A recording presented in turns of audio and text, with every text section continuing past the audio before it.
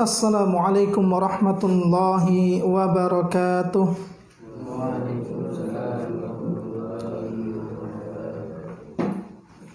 Innal hamdalillah nahmaduhu wa nasta'inuhu wa nastaghfiruh wa na'udzu billahi min shururi anfusina wa min sayyiati a'malina.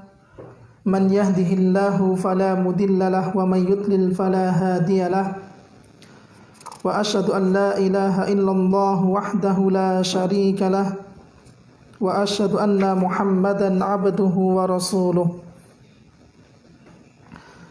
Allahumma salli ala Muhammadin wa ala alihi wa ashabihi wa man tabi'ahum bi ihsanin ila yaumiddin wa ba'du.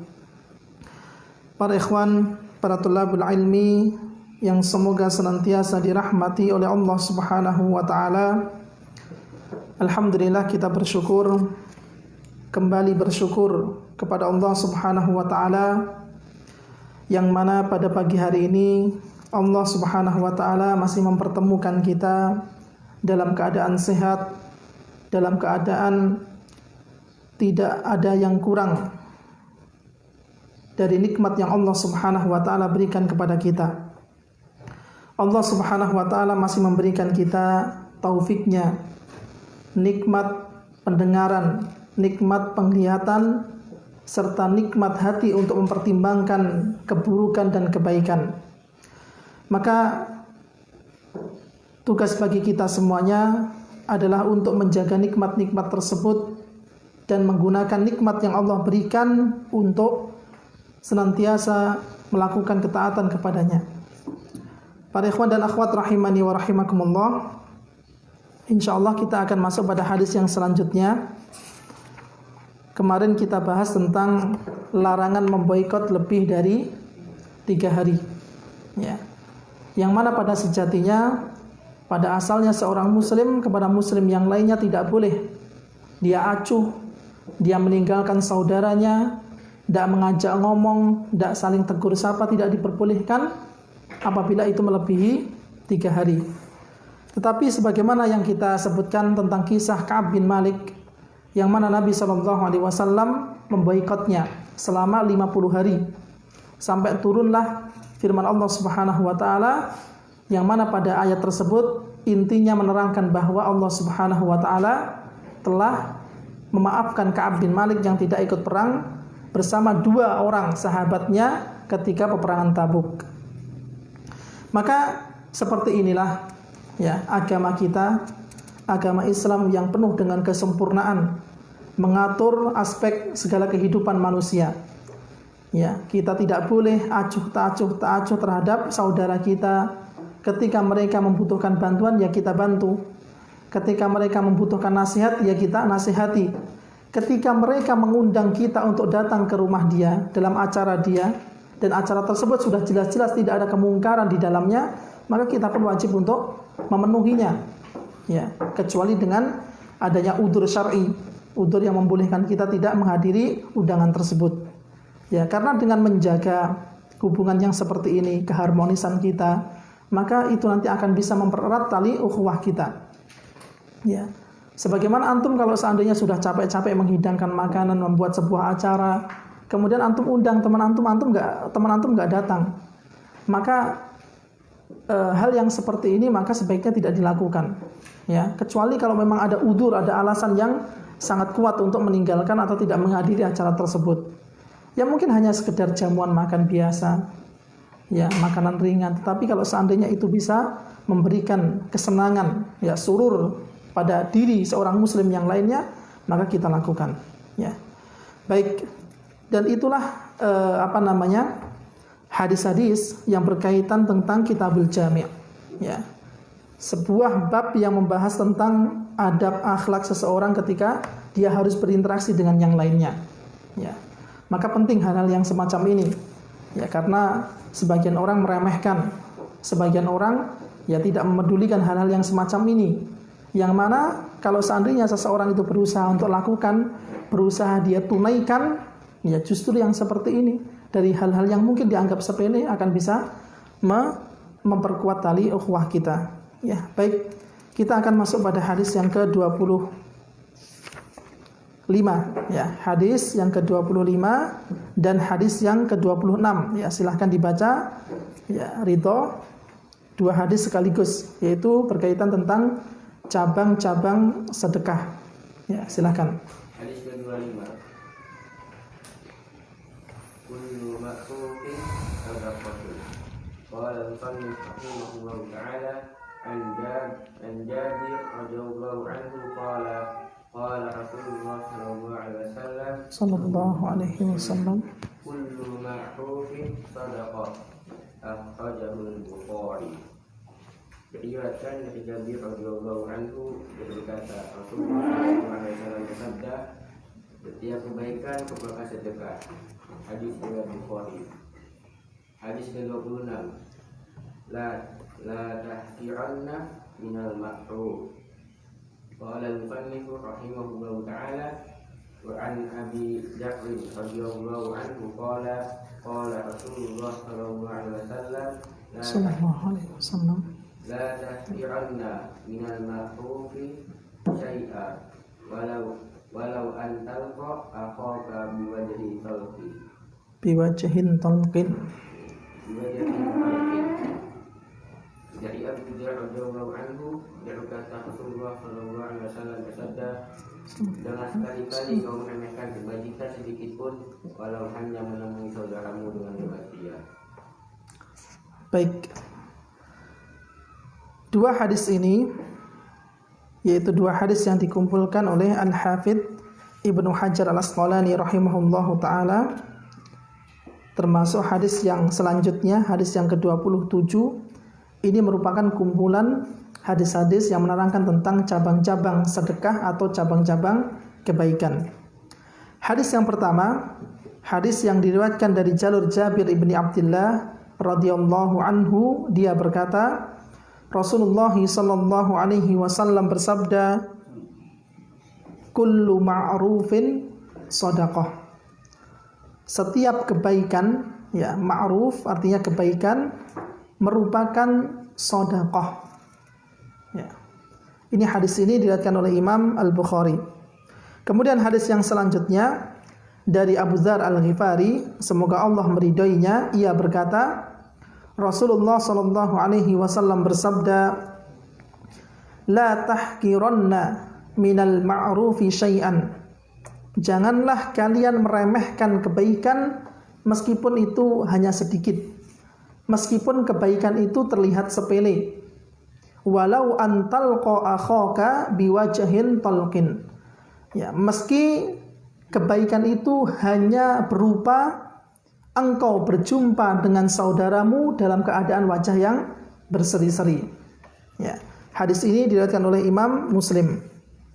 Kemudian ada beberapa kosakata yang disampaikan oleh penulis rahimahullahu taala. Yang pertama adalah biwajhin talqin. Ya.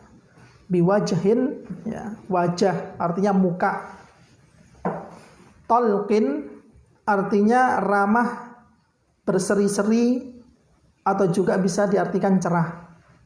Maka ini masuk pada makna kalimat talqin.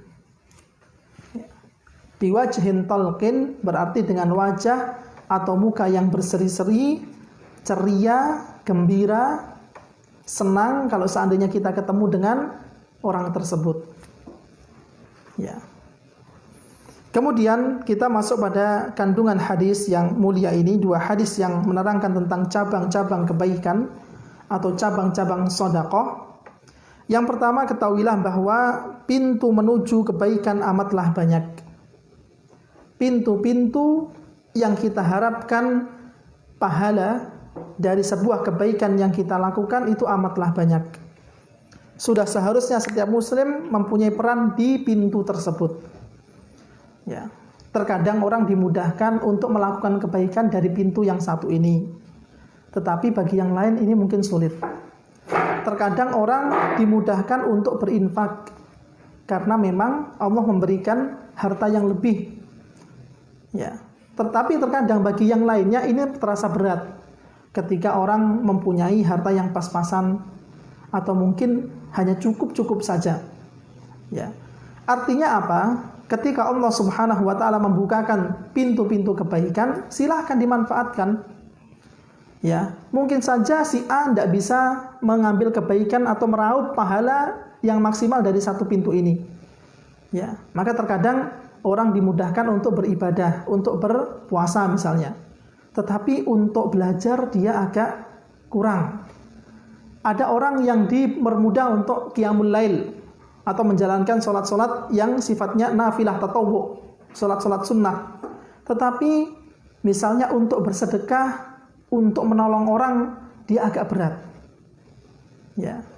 Jadi manfaatkanlah pintu-pintu yang ada ini, ya, untuk meraup pahala dari Allah Subhanahu wa taala.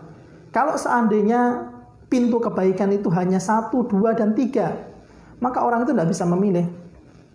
Ya, terkadang orang itu bisa membantu dengan tenaganya. Terkadang orang itu hanya bisa membantu dengan pikirannya. Terkadang orang itu bisa memberikan seluruh apa yang dia punya. Ya. Jadi alangkah rahimnya Allah Subhanahu wa taala. Ini merupakan salah satu bentuk kasih sayang Allah Subhanahu wa taala agar hambanya itu bersemangat untuk mencari kebaikan dari pintu mana saja yang Allah Subhanahu wa taala telah atur. Ya. Kemudian di antara kebaikan yang dicontohkan oleh Nabi Shallallahu alaihi wasallam adalah ketika kita bertemu dengan saudara kita dalam keadaan wajah yang berseri-seri.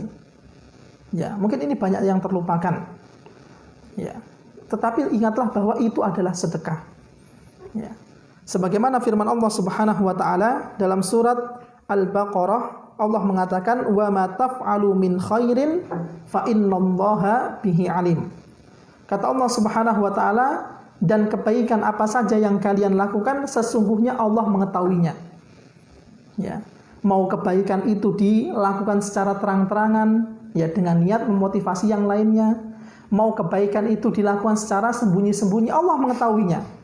Bahkan kebaikan yang baru saja terdetik dalam sanubari seseorang, belum sempat dilakukan, ya baru saja terdetik dalam hatinya, niat yang baik itu pun juga sudah dihitung pahala. Ya. Adapun yang sebaliknya, maka Allah pun juga mengetahuinya. Ya. Maka sesekali kalau seandainya memang kebaikan itu butuh untuk ditampakkan, tidak mengapa. Ya. Kalau seandainya disembunyikan, maka itu jauh lebih utama. Ya, oleh karena itu Nabi Shallallahu alaihi wasallam mengatakan, shadaqatus sirri tudfi'u ghadabar rabbi. Ya, sedekah atau infak yang dilakukan secara sembunyi-sembunyi, maka itu mampu untuk meredamkan murka Allah Subhanahu wa taala. Ya, tetapi terkadang orang banyak yang terlalaikan. Ya, misalnya dulu ketika di zaman Nabi para sahabat itu sudah jarang ada yang bersedekah. Maka terkadang untuk memotivasi, untuk membangkitkan semangat teman-teman kita perlu ditampakkan. Ya, tentunya dengan menjaga niat. Ya, tentunya dengan menjaga keikhlasan kita kepada Allah Subhanahu wa taala. Tapi ingatlah bahwa segala kebaikan yang kita lakukan Allah itu mengetahui. Ya. Segala keburukan yang kita lakukan maka Allah akan mencatatnya. Ya. Baik. Kemudian dalam ayat yang lain dalam surat Al-Zalzalah, ya, ayat yang sering kita dengar, ya, dalam akhir surat Al-Zalzalah, wa may ya'mal mithqala dzarratin faman ya'mal mithqala dzarratin khairan yarah. Dan barang siapa yang mengerjakan kebaikan meskipun itu hanya, ya, sekecil biji dzarrah. Ya, dzarrah bisa diartikan biji sawi atau bisa diartikan anak semut. Ya, anak semut. Ya, semut saja sudah kecil apalagi anaknya. Kebaikan yang mungkin hanya segitu. Kebaikan yang mungkin tidak ada sekecil ujung jari kita. Ya, akan tetapi ketika itu memang dilakukan dengan ikhlas, dilakukan hanya semata-mata mencari ridha Allah Subhanahu wa taala, maka ketahuilah dia nanti akan melihat balasannya. Ya. Khairan yarahu, syarran yarahu. Kebaikan yang akan dilihat balasannya dan keburukan yang akan dilihat ya azabnya atau hukumannya. Maka dijaga, ya. Kalau kebaikan meskipun itu hanya sedikit, yang penting continue.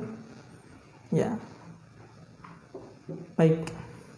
Kemudian dalam ayat yang lain dikatakan bahwa Allah Subhanahu wa taala mengatakan dalam surat Al-Imran ayat yang ke-115, "Wa ma yaf'alu min khairin", ya.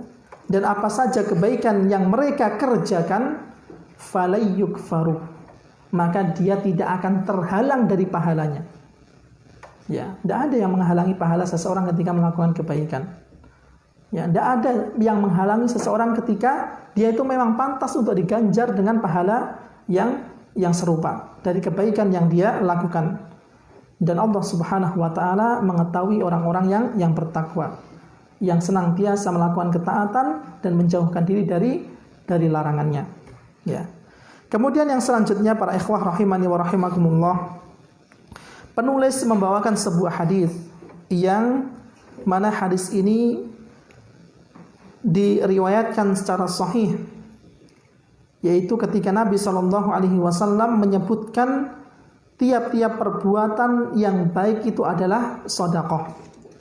Ya, jadi pada sejatinya segala sesuatu yang manusia itu keluarkan, baik itu berupa bacaan, baik itu berupa ucapan, perbuatan, tenaga, pikiran dan lain sebagainya, maka sejatinya dia itu sedang mensedekahi dirinya. Ya, ketika antum mengeluarkan zakat, ya zakat itu ada yang wajib, ada yang sunnah, atau sedekah itu ada yang wajib, ada yang sunnah. Ketika antum bersedekah, maka ketahuilah yang disedekahi itu antum sendiri. Ya. Makanya Allah Subhanahu wa taala mengatakan, "Wa may yabkhal fa innama yabkhalu an nafsihi." Barang siapa yang pelit, barang siapa yang kikir, ya, ada istilah bukhl atau al-bakhlu atau al-bakhilu, ada juga ya, ada istilah asyuhu. Ya. Kalau bakhil ini orang menahan harta yang seharusnya tidak layak untuk dia tahan. Itu definisi bakhil. Yang seharusnya harta ini harus dia keluarkan, tetapi karena ada sifat penyakit bakhilnya al-bukhlu tadi, harta ini dia tidak keluarkan. Kalau syuh itu dia harta yang dia miliki yang seharusnya dikeluarkan dia tahan, dan dia ingin harta yang dimiliki orang lain dia dapatkan. Ya. Jadi ada tingkatannya, ada bakhil, ada syuh. Ya, kalau bakhil ini dia hanya sekedar menahan harta yang tidak pantas untuk dia tahan. Ya. Kalau syuh dia menahan harta yang sepantasnya dia tidak tahan dan menginginkan harta yang dimiliki orang lain menjadi miliknya. Ya. Oleh karena itu tidak mudah ya orang menghilangkan dua penyakit ini. Ya, baik itu bakhil maupun syuh. Ya. Jangan kira kalau seandainya ada orang yang sudah terbiasa untuk tidak berinfak, meskipun dia itu hanya berinfak dengan segelas air minum. Ya, atau mungkin hanya berinfak dengan jumlah harta yang sedikit. Ketika nanti dia diberikan harta yang banyak, dia pun juga akan ya berat untuk berinfak. Permasalahannya itu bukan harta yang banyak atau harta yang sedikit, tetapi permasalahannya itu adalah penyakit yang di dalam hatinya itu yang perlu diobati. Ya, bukan banyaknya harta, punya sedikitnya harta itu tidak mengaruh. Kalau orang itu senang berinfak, kalau orang itu senang bersedekah, harta sedikit pun dia akan berusaha untuk bersedekah. Tetapi kalau sudah ada penyakit bakhil atau apalagi syuh, ini maka ya mau hartanya banyak, mau hartanya sedikit, ya ketika banyak pun dia akan sayang kepada hartanya, tidak mau mengeluarkan untuk di jalan-jalan kebaikan. Ya. Oleh karena itu Allah Subhanahu wa taala mengatakan, "Wa may yuqa syuhha nafsihi fa ulaika humul muflihun." Dan barang siapa yang Allah selamatkan dirinya dari penyakit syuh, maka dia termasuk orang-orang yang beruntung. Ya, termasuk orang-orang yang beruntung. Dalam sebuah hadis Nabi SAW mengatakan, kullu tasbihin sadaqah. Setiap ucapan tasbih subhanallah sedekah. Kemudian tahmid sedekah. Takbir sedekah. Amrun bil ma'rufi sedekah. ya, menyuruh manusia pada kebaikan, mencegah manusia pada kemungkaran, itu semuanya sedekah. Sampai-sampai Nabi SAW mengatakan wa fi bud'i ahadikum shadaqah. Dan setiap anggota tubuh salah seorang dari kalian sedekah. Ya. Kemudian Nabi SAW mengatakan wal kalimatut thayyibatu shadaqah. Kalimat yang baik sedekah. Ya. Kemudian wa bikulli khutwatin tamshiha ila sholati shadaqah. Setiap langkah yang kalian langkahkan untuk menuju salat sedekah. Ya, bahkan dalam hadis yang lain dikatakan fa inna ihdahuma tarfa'u darajatan wal akhar atau wal ukhra tarfa'u darajatan wal akhar tahuttu khati'atan. Ya. Setiap langkah yang kalian langkahkan untuk menuju salat, yang satunya untuk mengangkat derajat, yang satunya untuk menghapus dosa. Ya. Perkara yang sepele, tetapi ternyata kita tidak sadar bahwa dosa-dosa yang ada pada diri kita terhapuskan dengan amalan tersebut. Ya. Kemudian Nabi SAW dalam akhir hadis ini mengatakan wa talaqatul wajhi biwajhi akhikal muslim shadaqah. Dan engkau menjumpai saudaramu semuslim dengan wajah yang ceria adalah sedekah. Ya, betapa banyaknya jalan-jalan kebaikan, betapa banyaknya jalan-jalan sedekah dalam hadis ini. Dan silahkan, ya, kalau antum berat untuk melakukan yang satu ini, bisa pada amalan yang lainnya. Ya, dan ketahuilah bahwa nanti, ya, ketika kita berjumpa dengan Allah pada hari kiamat, Allah siapkan timbangan yang adil. Ya, kata Allah Subhanahu wa taala, wa nad'u, ya, mawazinal qista wa nad'u mawazinal qista liyaumil qiyamati fala tudlamu nafsun syai'a. Ya, kata Allah Subhanahu wa taala, dan kami akan memasang timbangan yang tepat, timbangan yang adil pada hari kiamat, dan satu pun seseorang tidak akan dirugikan, sedikit pun enggak akan pernah dirugikan. Ya. Kalau seandainya ada orang yang mengerjakan kebaikan meskipun itu hanya sebesar biji sawi, ataina biha. Ya, kami akan datangkan pahalanya, wa kafa bina hasibin. Dan cukuplah kami sebagai pembuat perhitungan. Ya. Maka rugi, ya, kalau seandainya ada orang yang tidak bisa melakukan hal yang seperti ini. Ya. Kalau seandainya setiap kebaikan itu dilipat gandakan. Ya, setiap kebaikan itu dilipat gandakan. Satu kebaikan menjadi 10 kali lipat. Bahkan menjadi 700 kali lipat. Kemudian nanti di neraka, kemudian nanti di akhirat seseorang itu tidak mempunyai kebaikan apa-apa. Alangkah meruginya. Ya, kalau satu kebaikan yang dia kerjakan itu dilipat gandakan menjadi 10 sampai 700, mungkin bahkan lebih. Terus nanti ada orang yang datang pada hari kiamat menemui Allah Subhanahu wa taala tidak mempunyai kebaikan sama sekali. Kalau dia mengerjakan sebuah kesalahan, ya dia akan ditulis sebagai satu kesalahan saja. Tetapi kalau seandainya dia berbuat kebaikan 10 kali lipat, bahkan 700 kali lipat, Allah Subhanahu wa taala gandakan kebaikan tersebut. Ya, kalau seandainya ada orang yang sama sekali nggak punya kebaikan, ya ini, ya, kerugian di atas kerugian yang menumpuk pada hari kiamat nanti. Ya. Kemudian para ikhwah rahimani wa rahimakumullah, ketahuilah bahwa segala kebaikan yang dilakukan manusia itu dinamakan sedekah. Ya, karena pelakunya bersedekah kepada diri dia sendiri. Ya. Maka sedekah sendiri asalnya berarti segala sesuatu yang diberikan oleh seseorang yang statusnya ada yang wajib, adapun ada yang sunnah. Ya, jadi sedekah yang wajib, sedekah yang sunnah. Sedekah yang wajib itu adalah zakat. Adapun sedekah yang sunnah, maka itu adalah sedekah. Ya, tetap dinamakan sedekah. Kalau itu sedekah yang wajib, artinya seseorang wajib untuk mengeluarkan sedekah tersebut, artinya zakat, maka zakat tersebut tidak boleh diberikan kepada orang yang berada di bawah tanggungan kita. Ya. Kalau itu sifatnya sedekah yang wajib alias zakat, maka pengalokasiannya tidak boleh diberikan kepada orang yang berada di bawah tanggung jawab kita. Artinya orang yang berhak kita nafkahi. Ya, misalnya antum dikasih harta yang banyak oleh Allah sampai mencapai nisab, misalnya 100 juta. Ya, seseorang punya harta 100 juta, maka dikeluarkan dari 100 juta tersebut apabila mencapai nisab dan melewati haul 2,5% misalnya, atau 2,5 juta. Maka 2,5 juta ini tidak boleh dia berikan kepada orang yang di bawah tanggung jawab dia. Adapun sodakoh sunnah, ya, atau yang kita kenal dengan sodakoh, maka ini lebih berhak diberikan kepada orang yang wajib kita nafkahi. Sebelum kita memberikan kepada yang lainnya, maka dia yang mendapatkan sodakoh kita ini adalah orang yang berhak untuk kita, yang paling berhak untuk kita nafkahi. Itu bedanya.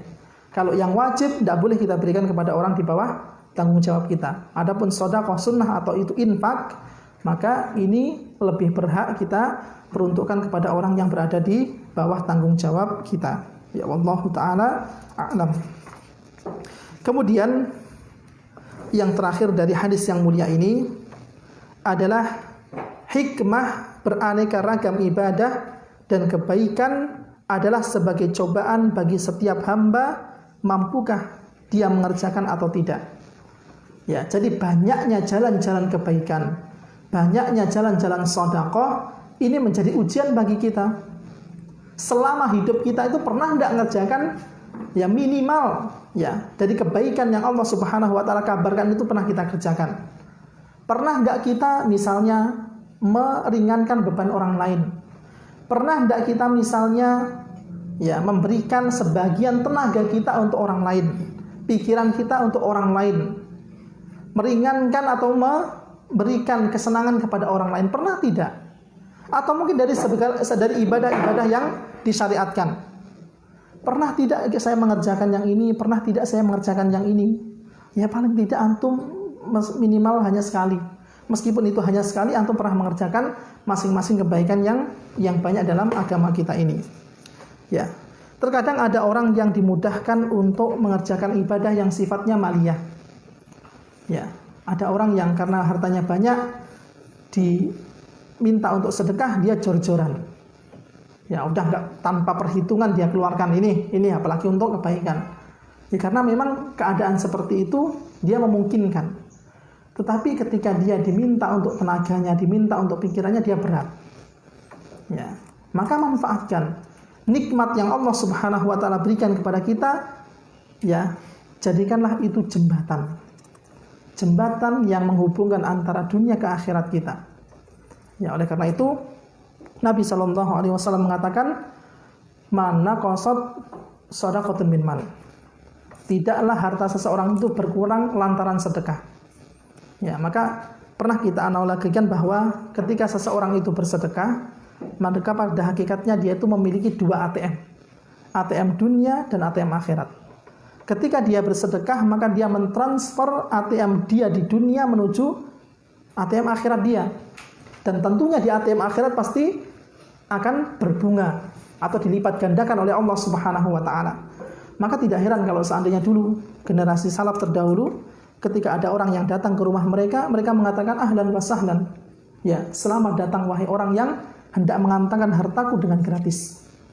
Ya, kalau antum misalnya kirim lewat kantor pos atau mungkin kirim harta lewat ATM, dikenai biaya admin atau mungkin dikenai biaya kirimnya. Tetapi kalau seandainya ada orang yang membutuhkan, ya, maka dialah yang akan mengantarkan harta kita dengan gratis ke ATM akhirat kita. Ya, maka jangan perhitungan ya dengan harta yang pernah kita keluarkan sudah. Ya, pada sejatinya dia akan mengendap, bahkan berbunga, bahkan dilipat gandakan oleh Allah Subhanahu wa taala di akhirat nanti. Ya, baik para ikhwah rahimani wa rahimakumullah. Ya, kita tambah satu hadis lagi yaitu hadis yang ke-27. Ya, silakan Asfa dibaca hadis yang ke-27.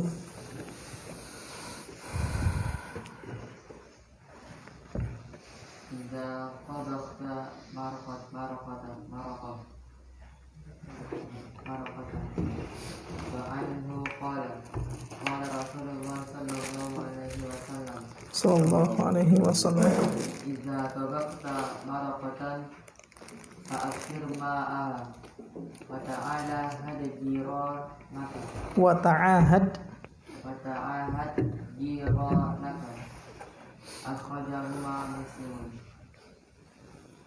terus artinya Diriwayatkan dari Abu Dzar juga dia berkata, Rasulullah Shallallahu Alaihi Wasallam bersabda, sallallahu alaihi wasallam. apabila kamu memasak daging, maka perbanyaklah kuahnya. Perhatikanlah para tetanggamu. Baik, hadis ini diriwayatkan oleh sahabat yang mulia Abu Dzar Al-Ghifari, yaitu ketika Nabi sallallahu alaihi wasallam berwasiat berkata kepada Abu Dzar Al-Ghifari, maka Nabi sallallahu alaihi wasallam mengatakan, "Idza tabakhta," ya, apabila engkau wahai Abu Dzar memasak daging, ya, maraqah, yaitu daging yang diperbanyak kuahnya, fa'aktsir ma'aha, ya, ketika engkau ingin memasak daging maka jangan lupa, tidak apa-apa diperbanyak kuahnya. Wa ta'ahad jiranaka, dan perhatikanlah para tetanggamu.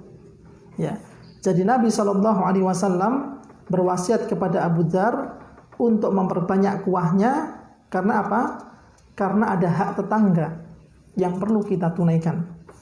Ya, jangan sampai tetangga kita itu ketika kita masak hanya mendapatkan apa? Baunya, mendapatkan aromanya. Ya, ini lagi masak sate misalnya. Ini lagi masak mie instan misalnya. Ya, ini kayaknya mie sedap kalau misalnya baunya seperti ini. Ya, ya kalau bisa, kalau memang memungkinkan tawarkan kepada teman kita. Apalagi kita nanti sudah berumah tangga. Ya, maka Nabi Shallallahu Alaihi Wasallam ingin mengajarkan kita